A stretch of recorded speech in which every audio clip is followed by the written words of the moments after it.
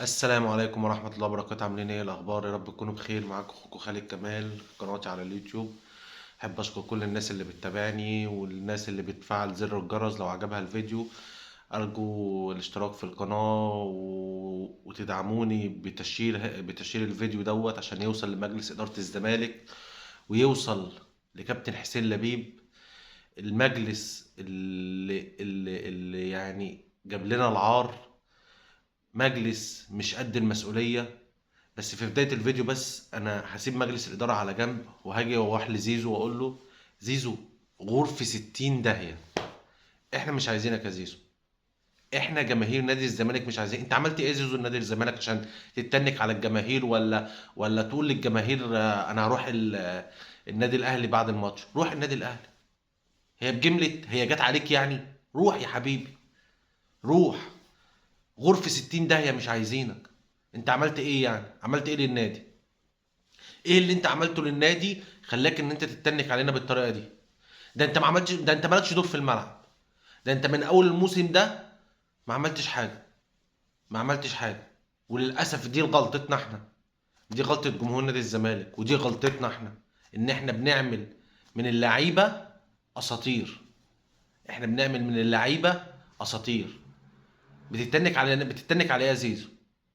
بتتنك جت عليك يعني بجمله غرفه 60 داهيه تاخدك. غرفه 60 داهيه. جماهير الزمالك، نادي الزمالك مش هيقف عليك ولا هيقف على اي لعيب. جمهور الزمالك هو اللي باقي نادي الزمالك، مش اي لعيب. دي منظر فرقه في الملعب. دي منظر فرقه في الملعب. احنا اتغلبنا من بيراميدز 3، امال هنعمل ايه قصاد النادي الاهلي؟ هنعمل ايه قصاد الاهلي؟ ده تحيه وتقدير لمحمود الخطيب. والله والله العظيم من هنا انا بسقف لكابتن محمود الخطيب.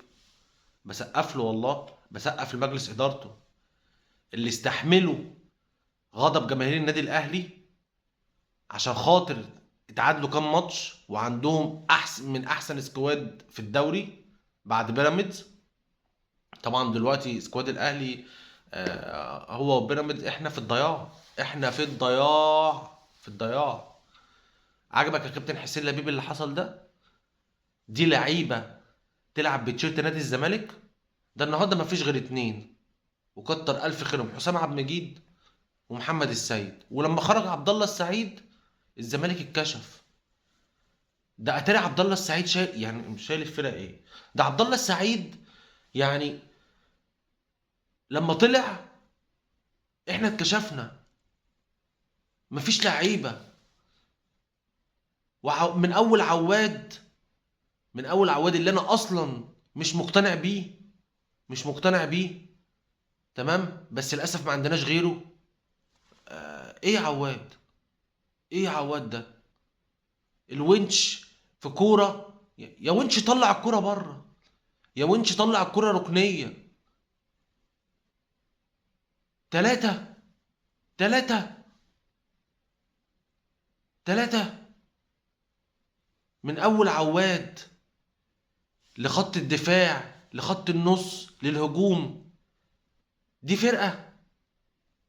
دي فرقة تلعب دوري وتلعب كاس وتلعب كونفدرالية وبنقول ان احنا ده احنا بالمنظر ده مش هنوصل دوري ابطال. مش هقول لك ناخد الدوري، مش هنوصل دوري ابطال. مش هنوصل دوري ابطال. ليه يا كابتن حسين بتعمل فينا كده؟ ليه؟ ليه؟ ليه بتعملوا في جماهير نادي الزمالك كده؟ حسبي الله ونعم الوكيل، حسبي الله ونعم الوكيل.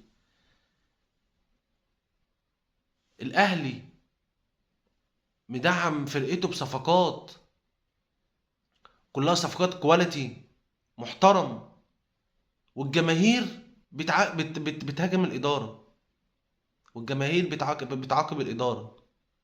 امال احنا نعمل ايه؟ امال احنا كجمهور بيحصل فينا كده نعمل ايه؟ ده انت اتضربت يا كابتن حسين يا لبيب بازاز الميه وانت قاعد في المقصوره. يعني انت اتضربت بازاز الميه وانت قاعد في المقصوره.